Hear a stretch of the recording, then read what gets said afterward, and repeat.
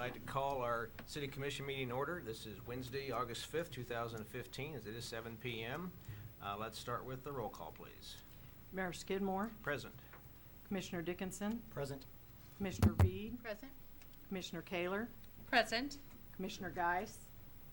Present. Okay, we have a quorum, including Sharon by telephone today, so we're glad to have her join us as well. Let's start with our Pledge of Allegiance, followed with invocation by Pastor Armigen Walker from the Bethany Chapel Baptist Church. I pledge allegiance to the flag of the United States of America and to the republic for which it stands, one nation, under God, indivisible, with liberty and justice for all.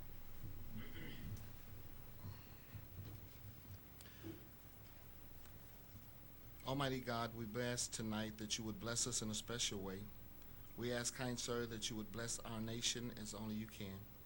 Bless those leaders that lead us each and every day of things pertaining to our personal lives. And we ask, Lord, tonight if you would allow your blessings to be upon this commission and this gathering, and that, Lord, you would bless us individually and collective in a special way. But most of all, bless our children now as they prepare to go back to school. Bless our communities, bless our families, bless those visitors that's traveling in and going out. But most of all, keep us in perfect peace.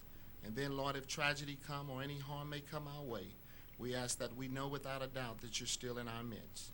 But most of all, we thank you for once again the opportunity to gather, the opportunity of life, the opportunity of friendship and kinship. And then now, Lord, as we go into this business, we enter in only with your wisdom and your knowledge and your understanding. Teach us how to think as you would have us to think. Teach us how to not be biased, to not be selfish, to not be grudgingly in anything that we do, but we do it with the understanding that at the end of the day, you're still God and you still lead us. And so we trust you, we believe you, and we'll follow you. In your darling son's name we pray. Amen and praise God. Amen. Thanks, Pastor. Armigen, we just want to thank you again for the wonderful ceremony last night and what that meant to our entire community. I was truly blessed to be a part of that. I know many people in the room were there as well, so thanks again for the invitation. That was wonderful. That was wonderful. Okay, thank you. We'll go on with the consent agenda. We have the approval of the new member of the boards and commissions. The Construction Appeals Board will be Dan Schaefer. Ottawa Municipal Auditorium Advisory Committee, Blake Jorgensen. And Accessibility Advisory Board, Casey Brady. Along with that, we have the minutes from the July 13th, July 20, July 27 study sessions, as well as the July 15th regular city meeting. Do we have a motion for the consent agenda? Mr. Mayor, Commissioner, I move that we approve the consent agenda. is there a second? I'll second. All in favor say aye. Aye. Opposed, Aye. same sign. We're good. Motion carries. Thanks. Public comments. Do we have anything? No, sir. None? The only thing we do have a letter from the Franklin County Commission regarding the 911 dispatch, and we will just include that letter in our record. Next we'll do number 11. Request for approval of memorandum of understanding for Flint Hills Nature Trail. City staff recommends approval of the non-binding memorandum of understanding outlining roles and responsibilities of the City of Ottawa and Kansas Rail Trail Conservancy as it relates to the Flint Hills Nature Trail. And I believe Dennis and Mike, or just Mike, you're up. Mayor, Commissioners, this memorandum is nothing more than an agreement to, a cooperative agreement to help keep the trail and make the trail the best that it can be for anybody that wants to use it. Basically outlines that the city will maintain the trail within the city limits, and the Rail Trail Conservancy will maintain it outside the city limits. We're asking for your approval to enter into this non-binding agreement. Subject to any questions. Okay. Anybody have any questions? You might just share why we are doing this, what we've already been doing or not doing, or how this changes the relationship. This doesn't really change any relationship. It's just the understanding just kind of outlines what each of our responsibilities are, gives us the option to have a say where the trailhead, if there's one put in town, gives us the option to have a say in that. And obviously, with it being inside the city limits, we would be maintaining it. And Commissioners, this is also about helping strengthen a relationship with the Flint Hills Nature Trail Conservancy that we haven't necessarily had over the years. And we have two major trails in our community, and they're both important. And our cooperation with this and helping maintain that trail means more people coming to Ottawa and Franklin County. So this is really about relationships. Okay, any other comments? I'll just say myself, we had 4 bikers came through and spent the night at our house Monday night. Today we're coming from Oregon, going to Virginia. And so I drove them around town and showed them our trails, and they were very impressed with what we've got for a town our size, and what we have so far. And I've told them we're still building on it and working on that project. And for all the towns they've been through, they're very impressed with our trail system that we've done so far. So I hope they come back another year or 2 from now and see quite a difference as well. But it's an important part of our city, and I think it's great we can do this understanding with them. Good. Great. Mr. Okay. Mayor, Yes, ma'am. I would move that we approve the memorandum of understanding for the Flint Hills Nature Trail. Is there a second? I'll second. Okay, there's a second. Any other discussion on this? Let's go ahead and have a roll call vote, please. How do you vote, Commissioner Dickinson? Yes. Commissioner Reed? Yes. Commissioner Kaler? Yes. Commissioner Geis? Yes. Mayor Skidmore? Yes, the motion carries. Thanks, Michael. Thank Good you. job. Let's go on to number 12. This is an ordinance request for approval of vacation of 20-foot utility easement. Okay. Tom, you want to present that to us? This is the Planning Commission recommends approval of a vacation of a 20-foot utility easement that runs between the properties at 23 and 25 Westwood Circle, with retention of 10 feet for pedestrian easement between the properties. Well, good evening, Mayor Skidmore and Commissioners. This was a request that we received relative to, again, that utility easement that straddles the shared property line between those 2 lots. After thorough review by our city staff, our department directors, as well as the city engineer, we were unable to determine any reason why that easement may have been dedicated in that second phase of Westwood Addition. Further, after reviewing that and understanding that our local school district has now decided to build their new elementary school at the location at 19th and Eisenhower, we determined that it would more be suitable if we retained a 10-foot easement on that section for pedestrian purposes. So with that, and after review and consideration by the Planning Commission, the recommendation is that 10 feet on each side of that easement be vacated. We retain 10 feet, again straddling that property line for pedestrian purposes. Okay. Anybody have any questions of Tom? Mr. Yacht, this is, and I know that that Mayor Skidmore had already read this, but again, just to clarify, this is vacation of the 20-foot easement between 23rd and 25th Westwood Circle only. That's correct. Okay. And for those who may think this is a sidewalk to nowhere, it actually will lead possibly to where the new elementary school, partway to where it's going to be located. Is that correct? That's part of the idea here. That is correct as well. I hope that our future goals are to develop some sidewalks or pedestrian paths along the east side of Eisenhower Avenue so that children in that area of the community can walk to school. It's a wonderful idea. Okay. Any other questions of Tom? If not, I'll entertain a motion. Mr. Mayor, Commissioner. I move that we approve the request of the vacation of the 20-foot utility easement. Okay, is there a second? I'll second it. A second. Any other discussion on this?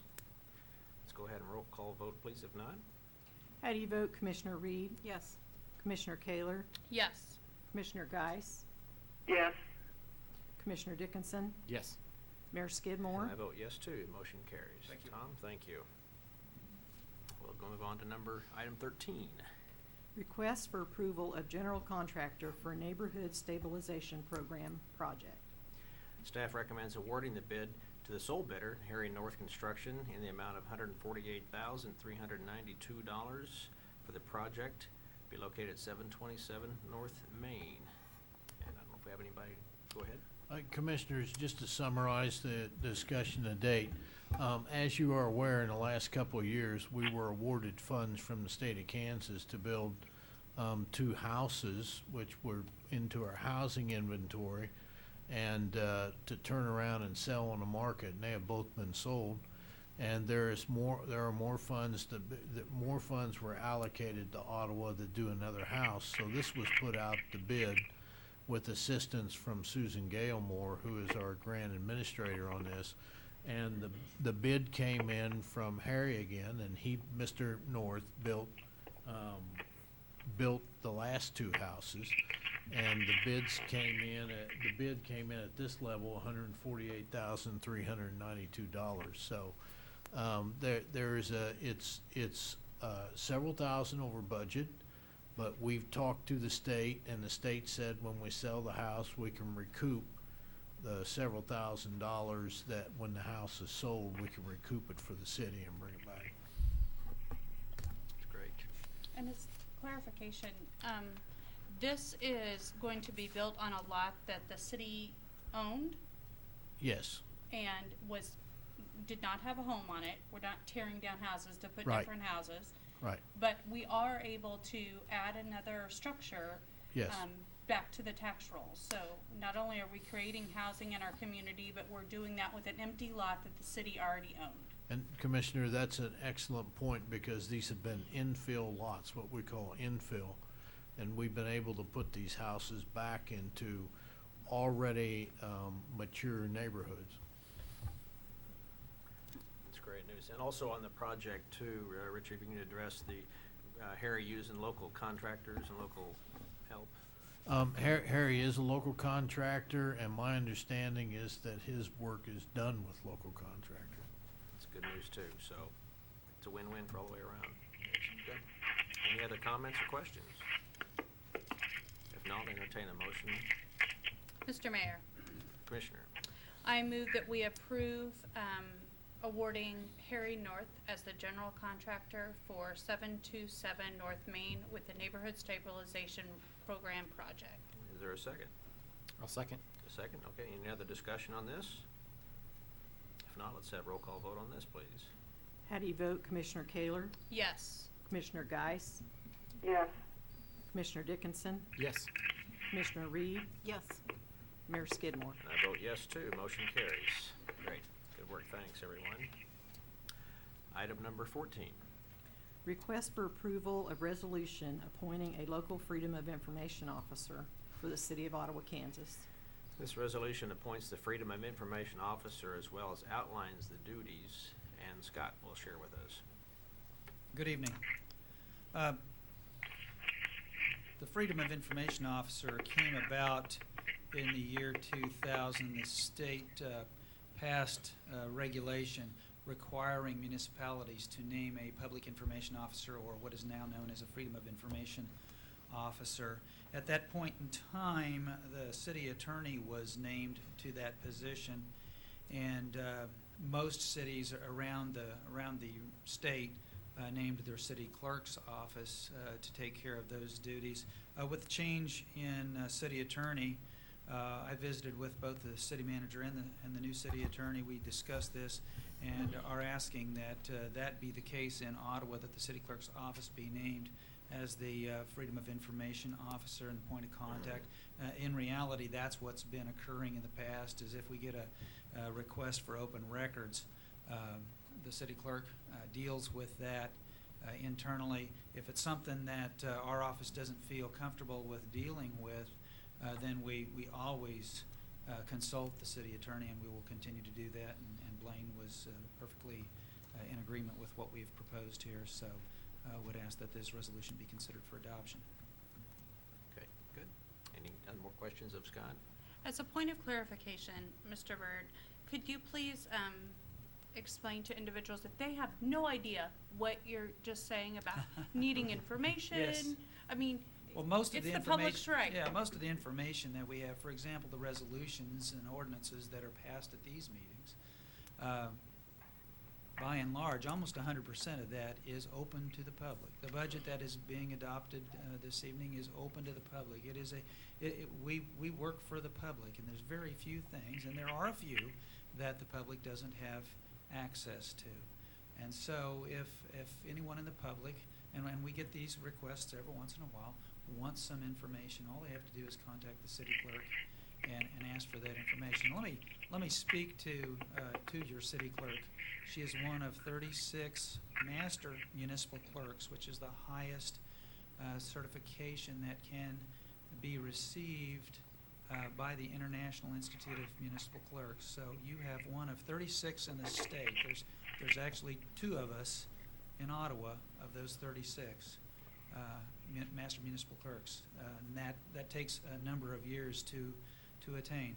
We also have 2 people who have attended the first year of the International Institute's certification program, and one who will be going back for year 2 this year.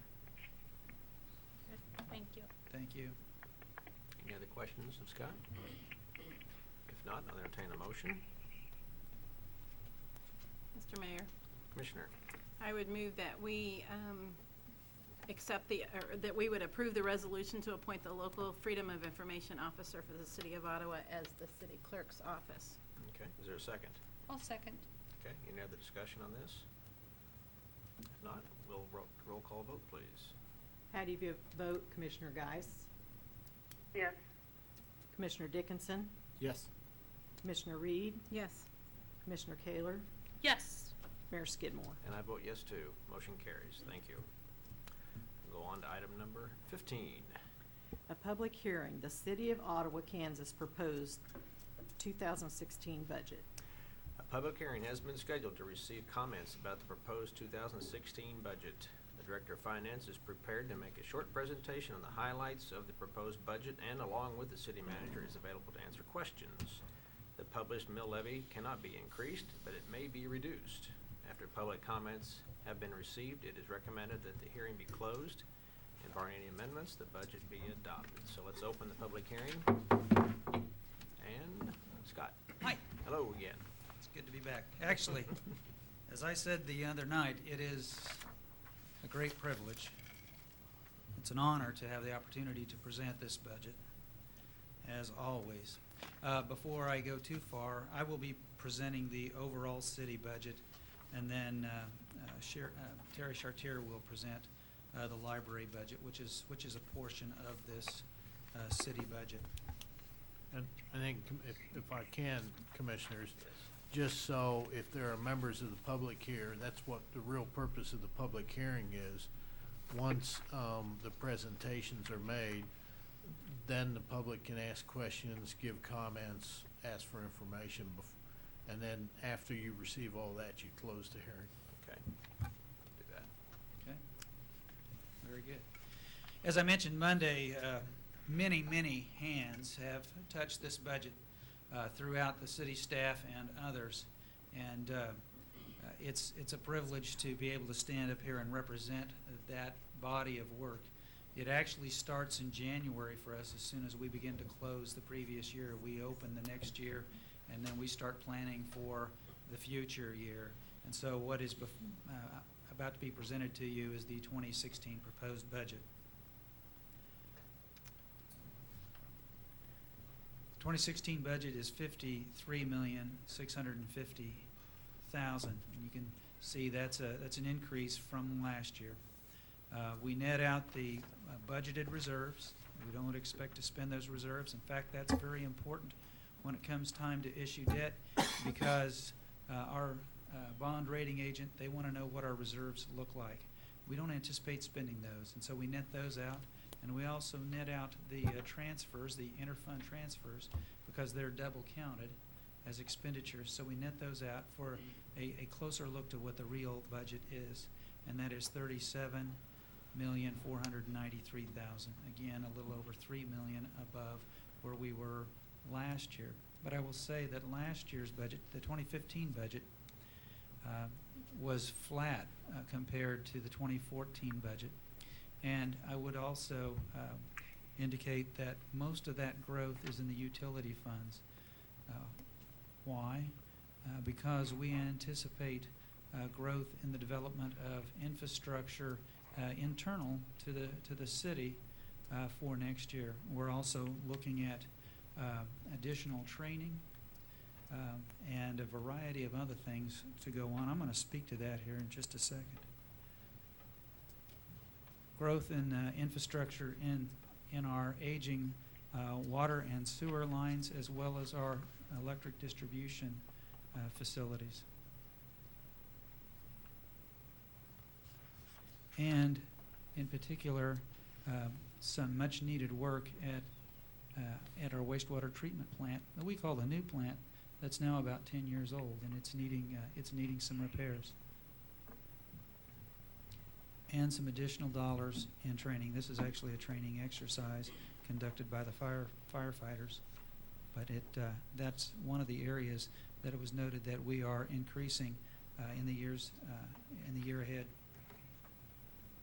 This is what the budget looks like just on a basic pie graph. You'll see the utility funds make up $31.8 million, or 59% of the overall budget.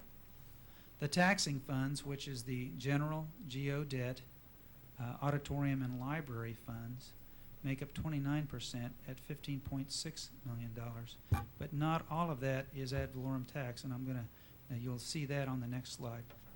The rest of the budget, 12% of the budget, $6,200,000, is special revenue funds, and that would be funds, for example, like the Special Parks Fund, the Special Highway Funds, Economic Development, Equipment Reserve, Risk Management, and a variety of other smaller funds. This is, that zero keeps trying to slide down. I'm sorry about that. It looks really good on my computer. The ad valorem, the property tax, is the area that we focus on most, and what is being proposed in front of you tonight is an ad valorem of $3,926,000, or 7.3% of the overall budget. The rest of it, and you'll see those numbers slid down too, is 92.7% for all other revenue or expenditures, depending on how you look at it, because we budget the entire amount. So again, the actual real property tax only makes up about 7.3% of the overall budget. This is the published budget.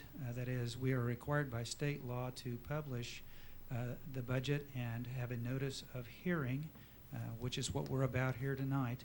And this is what was published: a $53.8 million budget with ad valorem projected at just over $4 million and a tax rate of 49.756 mils. A more updated proposal reduces that to $53,650,000, which we talked about there earlier, and ad valorem of $3,926,610, and a tax rate of 48.791. That's less than 1/3 of a mil increase, approximately $26,000. What are we going to do with this budget? We're going to continue to train. This is the city's first graduating class from the City Leadership Academy.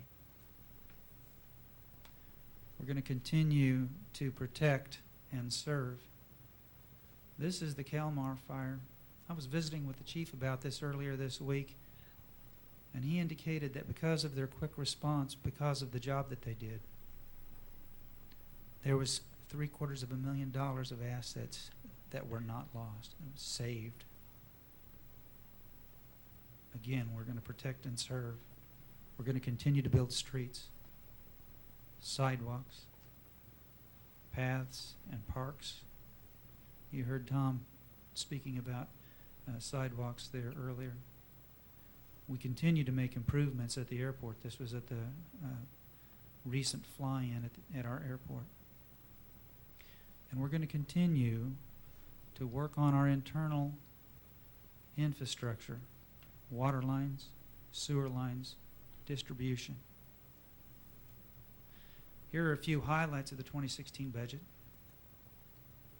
2 patrol cars, and we try to do this every year. If we don't keep those rotating, we end up driving junk, and we don't want to be doing that. 1 bucket truck, and then we have been saving for that bucket truck for the last 12 to 15 years, so we'll be able to pay for that with cash. A new HVA system at City Hall, and we're anticipating, if we go through with the plan that was first proposed, around $200,000, but our maintenance supervisor believes that we can do this in phases and probably cut some down, maybe do some of the work internally inside the building ourselves. A new skid loader for Public Works, 2 zero-turn mowers for the parks, a pedestal crane for fleet management. For the first time in a number of years, a director at the auditorium, a part-time receptionist at City Hall on the 2nd floor, improvements to the fire training tower, removing additional blighted structures in the community, 1 park maintenance worker, that still leaves them behind 1, I believe, according to a recent study, and a desktop support technician for IT. This budget has a great deal of strengths. It has some weaknesses. It poses some opportunities. But there is a threat, and that threat rests in the results of the sales tax initiative that is coming forward in the very near future. Again, there's your proposed budget at 48.79 mils. Again, less than 1/3 of a mil.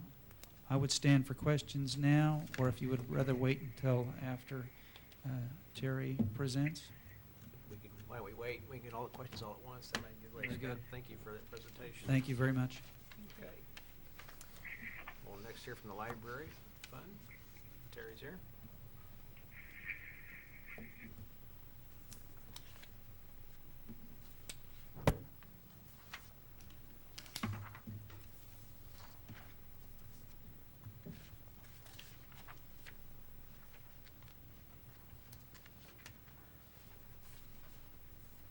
Terry, for just informational purposes, you might start out by just explaining how the library budget works and how it fits in with the city budget total.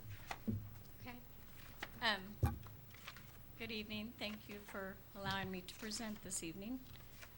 The library budget works. We present a budget to the city. We get ad valorem taxes from the city. We also have other items that we get money in from to support our budget. So the city is the major part of our budget. We have to get approval from the city commission. We are limited to a 10 mil limit currently, and with the statutes, as long as we're within that 10 mil limit, then the budget should be approved.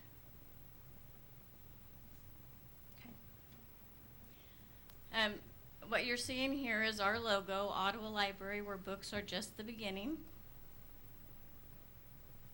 And that is definitely true. If you are participating in anything at the Ottawa Library, you know that we definitely do a lot more than just provide books to our community. Our mission statement, Ottawa Library is a community library that links everyone to free educational, informational, and entertainment resources through responsive, quality service to support lifelong learning. I thought it was important to point out who our board of directors are and to let you know their credentials. I'm the director, of course. Tom Shrimplin, Bill Schleider, Patrice Peoples, Liz Rush, David Tyler, Kimber Korn, and Brian Schmidt make up our board. The 2016 budget is a moderate 1.2% increase over the 2015 budget.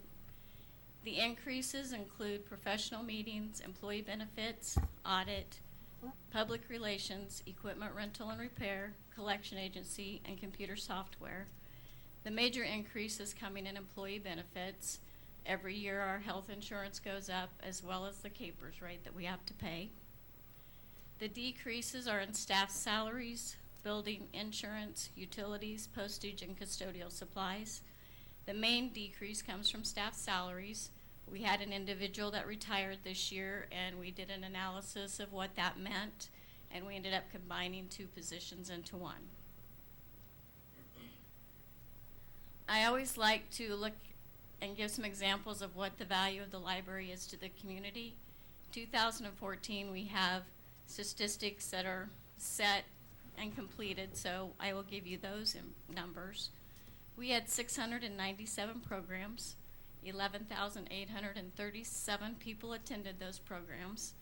If you would have paid for attending those programs at an average cost of $20, we have a savings to the community of $236,740. We had 19,924 uses of our public computers. It was kind of hard to decide how to put a value to that. I know at my house I pay $65 a month for internet. So I kind of decided to just take $100 per use. Some of those are repeat customers, some of those are not. So I thought $100 is a pretty low estimate. So that's saving the community $2 million just on that low estimate. We had almost 132,000 items circulated. That's saving the community $4 million, considering an average cost of $30 per item. Our items cost the library anywhere from $10 to $200. And we had 89,400 reference transactions. So I looked up on AT&T to see how much they would charge for someone calling in for a phone number, and that's $1.99. So I took that number times $1.99 for 178,000 basically. So that's well over $6 million in savings, and that's only 4 things that we offer our community. We offer a lot of programs, so I thought it was important for you to see some of the pictures from our various programs that we've held just this year. We have a lot of partnerships that are included in these programs. Christmas at the Depot, we go out to the animal shelter and the kids read to the animals. Our story time this year theme was every hero has a story. So you can see some heroes, local heroes, the ambulance and the firefighters here. We had Lego competitions, Cat in the Hat. We have an active teen program. So, and a Frozen party for the little kids is on there also. Some of our statistics from children and teen summer reading. This is by far the busiest time at the library. If you come in during the June and July months, it's pretty active. For ages 3 to 12, we had 665 registered. 464 turned in at least 1 bookmark. For those of you who don't have children that participate, there's 10 levels of bookmarks, and those bookmarks have requirements that they have to meet. Reading requirements, attending programs, visiting the Friends building. Usually 3 of those change at each level. So 3,230 bookmarks were turned in for prizes. So we gave out that many prizes. Ages 12 to 18, we had 111 teens register, 50 who participated in reading and turned in tickets. So over 350 tickets were turned in. Now, June and July programs, we had 40 programs. So we're only open, really those programs only run 5 days a week. They don't run 7 days a week. So we're not open 30, 31 days. So that's average of more than 1 program a day. We had 1,603 people attend. July programs, we had 36 with 945 attend. The picture there is our Youth Advisory Council decorating our windows at the library with the theme for summer reading. At summer reading kickoff, which if you work in City Hall, we'll see all the activities out in the parking lot, which is always the first Monday in June. We had 600 people attend. Comic Con was one event that did happen on a Saturday. We had 216 people attend. The pool party is the end of summer reading celebration for the kids who complete those 10 bookmarks. They have to complete the 10 bookmarks, turn them in, and get a ticket to get into the swimming pool. And we had 250 people attend. The teen end of summer celebration is a food fight. This is the second year that they've done the food fight, and they always have a blast. And this is a listing of the programs that we run throughout the year for the children's and the teens. Everything from story time to library tours, Lego competitions, cooking classes, sewing classes. Our children's department stays pretty busy planning and actually putting on these events. Last year we created a teen advisory council. Cindy Brewer started being in charge of just really the teen area. She does still help out with children's, but she is a great person to encourage them to come to the library. They created their own board. They have 13 members. They have bi-monthly board meetings. They volunteer, and they don't only volunteer at the library, they go around and volunteer at other organizations as well. They run programs. They have teen after hours where the library is closed and they have activities that's just for them at the library. They can get on the computers, they can play games, they can do whatever they want. And they took control of the snack machine last year that's here in the City Hall, and they use that money to support their programs. Now, the picture down here, of course, Cindy's in the front row. The actual members of the Teen Advisory Council are the 3 girls in front and then the gentleman with the longer hair in the back. The 4 gentlemen in the back are actually a band that came and performed at one of the after hours. Adult summer reading. We had 152 people sign up, and these are just some pictures of some of those programs that were ran this summer. We have a knitting club. They repurposed books and made snowman. They made butterfly feeders and bird feeders, and then they help out where they do combined programs that involve adults and children. Here's a listing of some of the adult programs that have been offered this year. We started English as a second language class last year, and it's a partnership with OU, and it has been very popular. We've had a lot of individuals coming in to learn English. And then we have author visits, computer classes, Writers Guild, movies, bingo. There's the end of summer reading party for adults is bingo.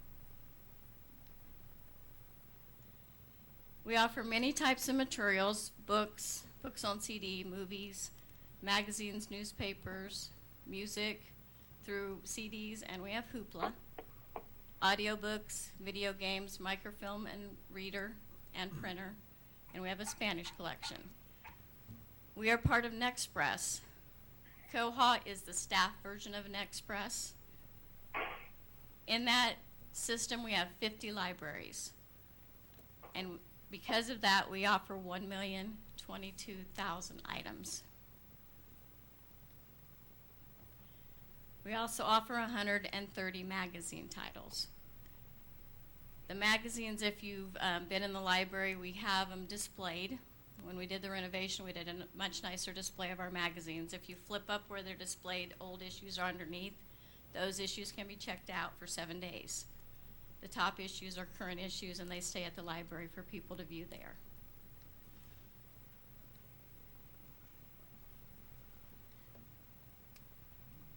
We have 8 newspaper titles. Those do not check out, but we have a pretty constant group of people that come in to read the newspapers. And then we offer many services. We community information, Kansas Library Card. You can come to our library and get a Kansas Library Card, which will allow you to get on the library site and get e-books and books, audiobooks to download. Notary service, photocopiers, public libraries, online databases, Wi-Fi, interlibrary loan, book clubs. I think we have 4 or 5 book clubs that come and get their books from us each month. We have programs and workshops for all ages. weekly story times, teen advisory council, genealogy, job center, and courier. The job center is something that is just being created this year. We got a grant from Walmart Distribution, and we've got our 3 computers in. We've ordered the desk that will be put up in reference, and once we get the desk in and get the computer set up, those computers will be strictly for job searches and resumes. And here's just a few pictures of people using our public computers. We pride ourselves on the number of partners that we have. This is a list of 49 that we have this year. I am sure that we probably left somebody out, but we have a pretty impressive list. These individuals provide programs or funds to support our programs. And our budget definitely would not last without their help. Volunteers, we have a very active volunteer group. In 2014, we had 53 volunteers that donated almost 18 hours of community service. If you figure that we paid them $10 an hour, they're saving us almost $18,000. In 2015, we have had 78 volunteers with 1,200 hours, so that's a savings of $12,000. Another part of our budget is grants and fundraising. In 2014, there's a list of individuals that we received grants or fundraising from, and that provided over $64,000 to our budget. 2015, there's their list, and we so far have gotten over $41,000. I do know there's a few more grants that have already been approved that are not included in that figure. Wish list fundraiser. This was something we started in 2013. Prior to 2013, we did 2 years of a 5K run walk, and then that market became pretty saturated. So we decided we needed to do something different. If you have got on our website and click on the link to donate, this little icon appears, Ottawa Library wish list, and it brings up a list of items that we have on our wish list. People can actually go directly on that site and click on the item they want to purchase and purchase it, or they can walk into the library and give us money and tell us that that's what they want us to purchase. So that's why you see items with a value and funds with a value. So in 2013, 2,700, 2014, 2,500. And that's much more than we were getting with our 5K run walk. Card holders. As of June 2015, we had 13,487 card holders. The 55% and the 16% represent adults and children in the city of Ottawa. The 19% and 3% represent adults and children in Franklin County. The 6% and the 1% represent individuals outside of those limits. So 7% of the individuals, which is roughly 944, are outside of our limits, and I get a lot of questions about that. The important thing to remember about those individuals is if they've got cards at Ottawa Library, they're either working here and spending other funds here or coming to Ottawa for something other than, I'm sure that's not just the library. They're probably, going to our businesses downtown and Walmart and buying items and increasing that sales tax revenue. Friends of the Ottawa Library are also a huge budget benefit for us. They are located just down the alley at 209 East 2nd Street. They're open every Monday, 1 to 2:30, and they're open the first Saturday of each month from 8 to noon. This is a group of individuals that volunteer all their time. Nobody on this group is paid a penny. We do accept donations at the library, so if you would like to donate any types of books, movies, CDs, we happily take them and take them over to the Friends Building. They are a 501c3, so we can give you a receipt for those donations. They also accept memberships. Their memberships range from $10 to $100. And we have a business membership if anybody's interested in becoming a business member. And again, those are taxable deductions. They have an $11,000 budget. They completely finance our summer reading program for all levels, adults, teens, and children. They support our newsletters, which we send out 3 to 4 a year. They provide our bookmarks. They provide special programs, which means if we have something come up that we want to do and we don't have the money for it, we ask them if they'll do it. We bring them a proposal, and I've never had them turn us down. They also support the Franklin County Literature Festival. They put money in the endowment fund each year. And with their 501c3, we use them for a lot of our grant applications.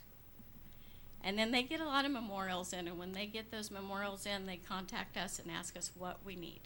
And they give us the money from those memorials. And there's a few pictures of our friends at work. We have an endowment fund. It is also a 501c3. It was established in June of 1971. It supported our 2011 renovation, and it provides budget support if we need it. So please consider donating to that fund if you would like. Walter Cronkite states, whatever the cost of our libraries, the price is cheap compared to that of an ignorant nation. Albert Einstein, the only thing you absolutely need to know is the location of the library. Henry Ward Beecher, a library is not a luxury, but one of the necessities of life. I believe that Ottawa Library adds value to the quality of life to the individuals in our community. It's a key amenity to Ottawa's future successes. One key example of that, when Ransom Memorial Hospital was hiring a new chief executive officer this year or last year, I'm not sure when he came, sorry. Both of those finalists called and asked them to give them a tour of the Ottawa Library with their families. So knowing that the library was good was important to them making the decision to move here. And of course, the heart of our library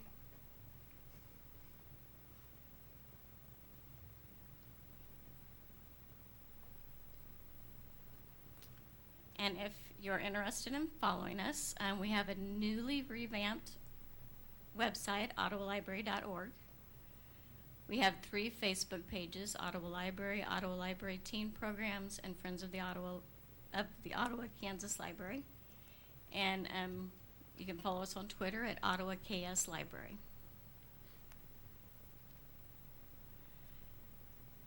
I want to remind you that libraries are always evolving and improving their services to keep pace with the changes and advancements in the world.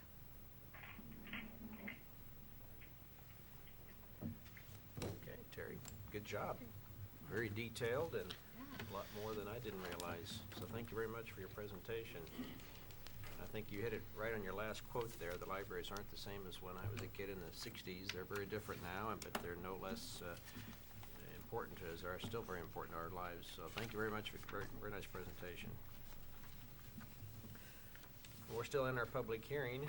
I suppose this would be a good time for questions, or anybody have any questions or comments?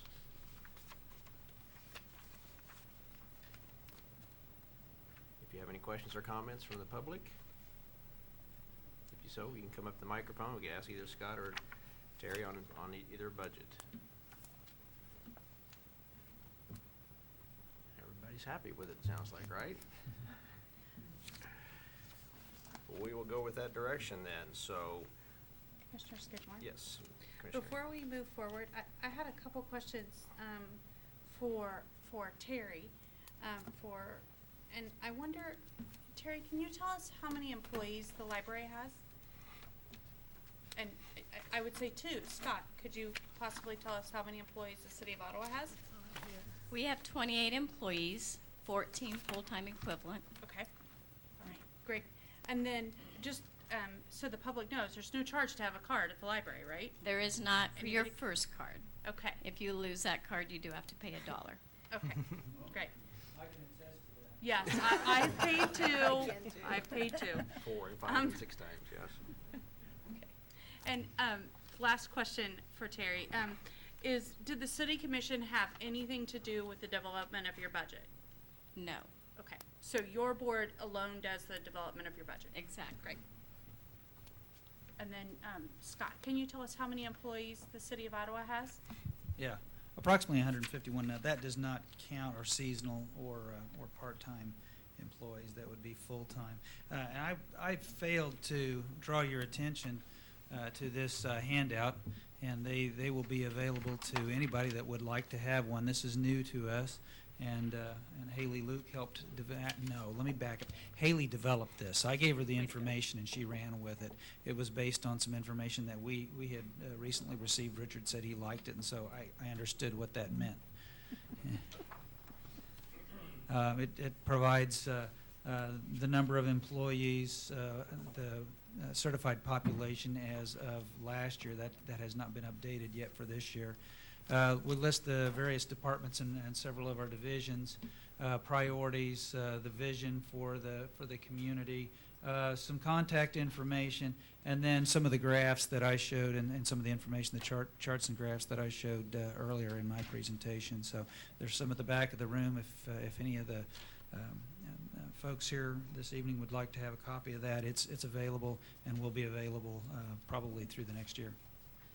Is it also fair to say, Mr. Byrd, that if this just isn't enough information for someone, if someone is looking at this and says, I just really want to know more about the budget, that they can get that information either from our website, because we've been going over it in detail for the last couple months, is Yeah. that fair to say? Or they can call the city or the library and get that information? Absolutely. They can call us and get the information. There's a packet that includes all of the detail. We will be putting this into what I call the pretty budget with the charts and graphs and some other information as well. But yeah, anyone that has any questions about the budget whatsoever, give me a call and we'll give them an answer. And if it's not right on the tip of my tongue, usually the department heads can help me out with some of the detail as well. Does our budget also include funding for some limited outside sources too that we help support? with the Absolutely, city it of Ottawa? does. Yeah, ones that we have supported on a regular basis. A few that are relatively new, but yes, Prairie Paws has been a partner for a long time. We support the Veterans Day Parade, City Band, Swans Art, Franklin County Development Council, youth activities, Ottawa Main Street, the fireworks, and then there's some new monies included this year for mental health. Okay. Very good. Any other questions anybody have? I just think about how we're talking about a $50+ million budget, and we're talking about the ad valorem increase of only a third of a mil. That's pretty remarkable. I don't know what percent that is of that total, but that's a very, very minuscule percentage. Yeah, in the terms of property tax, it is very small, and we're able to do that partially because sales tax has been strong. Yes, that certainly helped us there. I agree. Absolutely. Richard? Mayor and Commissioners, if I could, especially for our citizens that are here and our citizens that are watching, and those who will be watching the City Commission meeting on Channel 3 now, and on our website at www.ottawaks.gov, let me speak a little bit about the process of developing a budget. We actually, when I say we, staff actually starts developing this late March, early April. We send out capital improvement requests. We send out other requests to the department heads, and they start working on that. And as you'll recall, we start talking to you early. What do you want your budget to look like? What priorities does the city commission have in the budget? Because this is the most important policy decision that you make for our community about what the nature of the city looks like, not only for the next year, but what you want it to look like in the next 5, 10, 15, 20 years. So we start that process, and Scott and I meet with each department head, and we listen to their budgets and make some adjustments, and then we take those budgets to you. And as you know, over the last 3 months, sometimes several hours on a Monday, you listen to budget presentations by the department heads to you, and you get to see every part of the budget. And you have the agencies that we allocate money to that are outside of the city structure. They come to you and they make their budget request to you for the next year also. And so we're at the tail end of the process here. And those discussions that you have on the budget are obviously at study sessions, and study sessions are open to the public, and we make sure that gets published. But my point is that I would, if I were just to take a guess, is that you spend at least 20 to 25% of your year dealing with developing the budget for the next year. And one final important point about this is that both the city and the county develop a budget 6 months ahead of when the fiscal year starts. So that means that you have to make some assumptions about what's going to happen in the next fiscal year. Over the years, we have tried to get, when I say we, municipalities have tried to get that changed at the state level to try and do our budgets in September or October, because it seemed to make sense to us that we could have more accurate budgeting if it were just 2 or 3 months at a time. But you have a lot of moving parts on this. You know, when the counties certify the tax statements for the property tax are about that time of year, and they would be affected. It will be interesting to see how elections being moved to November, if budgets get moved also by the state legislature. So this all doesn't happen in a vacuum, and I just kind of took the last 5 minutes just so everybody understood how this gets done. And Mr. Mayor, to Yes. if I could, to Commissioner. build on that, this is the policy, these are the decisions that decide how many streets we can pave each year, how many, what staffing we can have in the public safety positions, all those very critical things. I'm always disappointed that we don't have more public input. We've tried multiple ways in the years that I've been involved to try to get that. I guess I'm just always disappointed in that because it is the most crucial part of the year, that's for sure. So I hope people understand that. Yeah, well said, Commissioner. Yeah. Any other comments? I'll make a couple comments. On this handout that was passed out on the 2016 budget highlights, just 2 things I want to point out is the 2 new patrol cars for the police department. I had an opportunity to see one of the new ones that we put into service this year. I think the first night it was actually out was during the National Night Out. And I had a chance to ride along with some officers last year.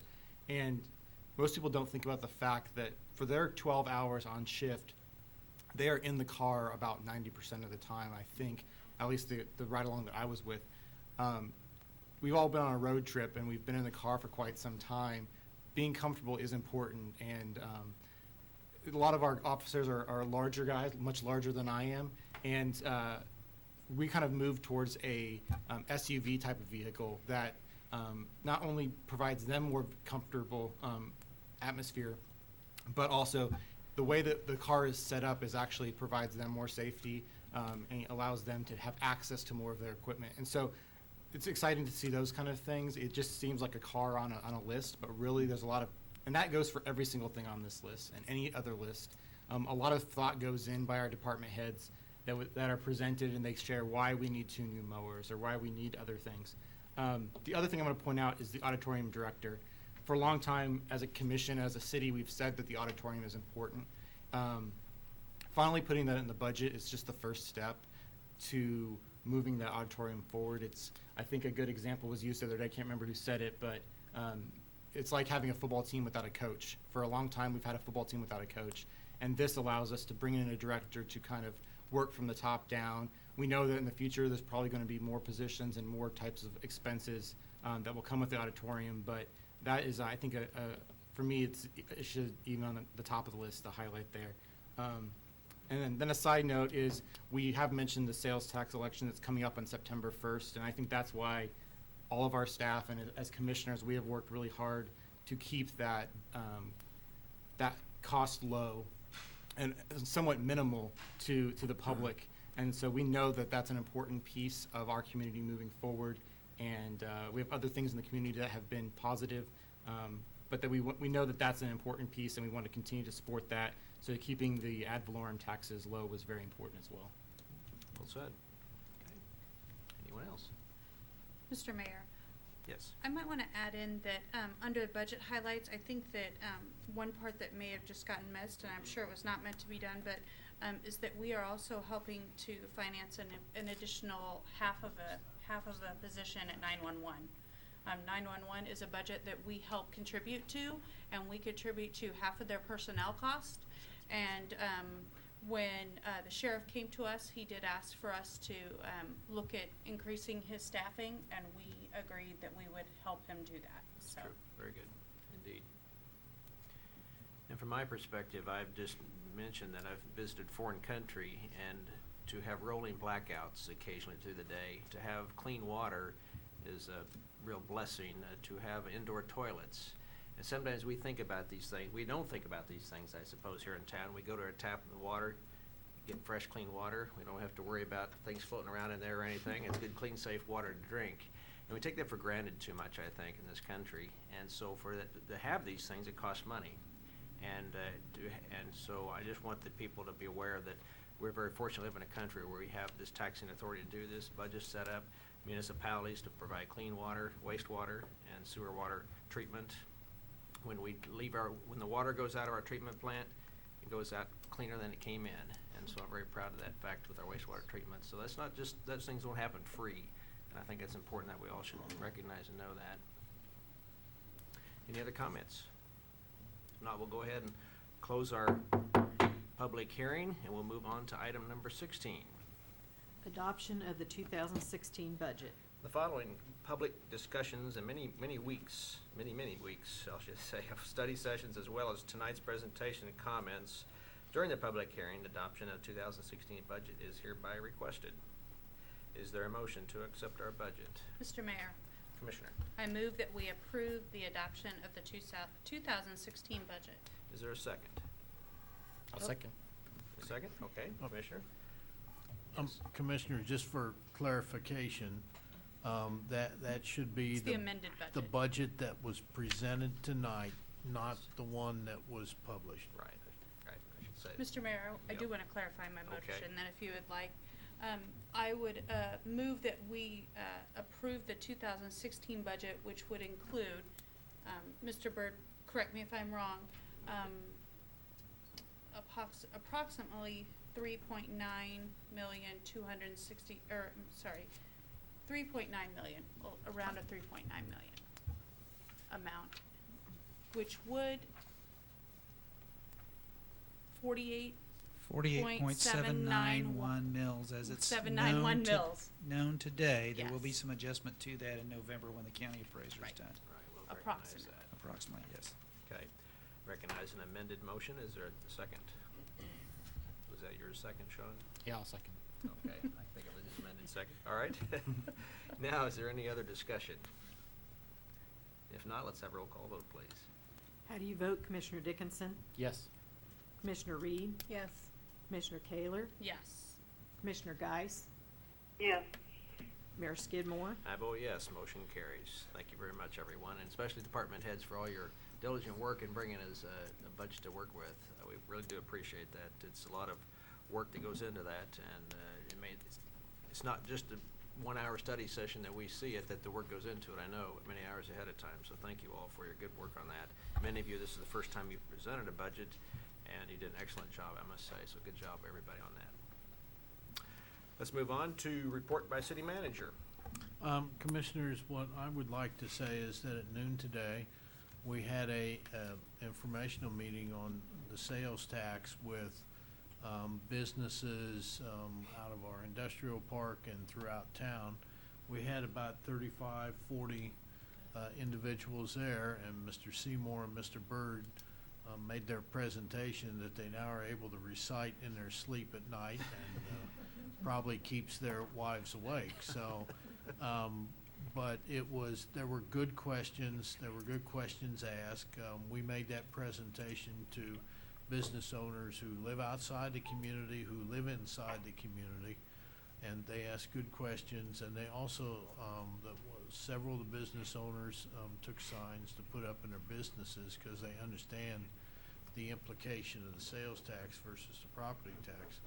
And for the public, there are informational meetings being scheduled. We have those posted. If you have any questions about when those take place, please give us a call and we can help you with that. There are going to be some town hall meetings that will be held in the next couple weeks. I believe there are some informational information running on our channel 3 right now, more specifically about what you do when you get the ballot in the mail. This is a mail ballot election, and our county clerk has made an excellent presentation and explains it very thoroughly. So to our citizens that are watching, please do not throw that ballot aside and help your neighbors, remind your neighbors. So you have to be a registered voter, and August 11th is the last day you can register for this election, and it is open to registered electors of the city of Ottawa. Thank you. Very good. Thanks, Richard. We'll go on. Report by the commissioners. Linda, let's start with you. Well, I have in my hand a very shiny little penny. It's very small, which is part of the point. And there are 3 things that this penny can do, and that is to help keep our property taxes level and low, to keep them at the level that we're at, or pretty darn close to it, and to help keep and bring more jobs into this community, which again goes back to keeping those property taxes low, and to bring in infrastructure so that we can bring in those good paying jobs, so that we can keep families here in town and keep our own kids back here in town. And then to continue to keep this to be a great place to live, a great community to live. So it is not a 1-cent sales tax, it's a continuation of the half-a-cent sales tax that we already have. And it's just a half-a-cent additional tax for the infrastructure and the building of that industrial park. So if you can think about this one tiny little penny and what all that 1 cent buys and what it saves us as a community, I just want you to remember that visual. That's all I have this evening. Very good. John? Well, and following up with what Linda said, when I think about the sales tax, I think when I go to a coffee shop and I buy a coffee, and I usually drop my change into the tip jar, usually that's 50 cents or more just on a $6 coffee, or expensive coffee, I know. but that 50 cents or whatever doesn't feel that much, and that's what we're really talking about for every $100 purchase. So that's really even a less of a number there. But for me, every time I go spend $100, if somebody was asking me, would I invest 50 cents in community development, I would say yes. And so that's kind of how I see it from my perspective. But that's all I have. Very well said. Okay. Sharon, can you hear? Do you have anything to say? I'm speechless tonight. Okay, fair enough. Understood. Okay, thank you. Sarah? I have a couple things. First of all, I want to thank everybody who participated in National Night Out. It was just a great experience to get out and talk to citizens, but actually not just for us here at the table to talk to citizens, but for neighbors to talk to neighbors. And that's the beauty of National Night Out. It's to build the neighbors and to build a community and build a better community. We already have a fabulous community, but the more you know about your neighbors, the better you'll be. I also want to, on a personal note, give thanks to my mother, who actually gave birth to me several decades ago today. And I've always thought that if we were to thank our parents every single time our birthday were to come around, we would just be a much better place. And so thank you to my mother, who brought me into the world, and then my parents who raised me here, and I just feel blessed to be a part of this community. Thank you.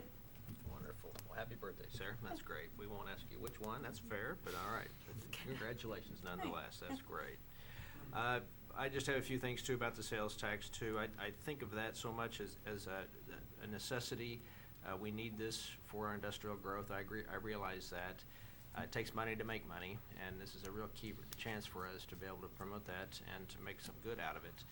I'm always thought about how the passersby help pay approximately 30% of that, and if we were to put this burden on our property taxes to pay for our industrial park, I have to pay 100% of that. I try to get passersby to pay my property taxes, but they won't, Scott, and I can't figure out why. So passersby is a great way to tap into that, the people that go through town, spend money here, and they can help pay for our projects, why not?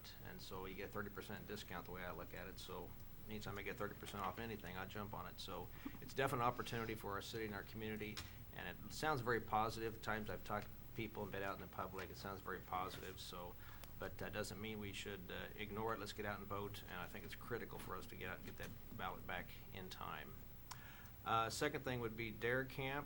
Chief Butler, I know this is kind of on the spot, but would you like to share a little bit about the DARE Camp, how many kids participated? I know you had a lot of volunteers out there too. It's such an important program, and I feel like we need to also mention that.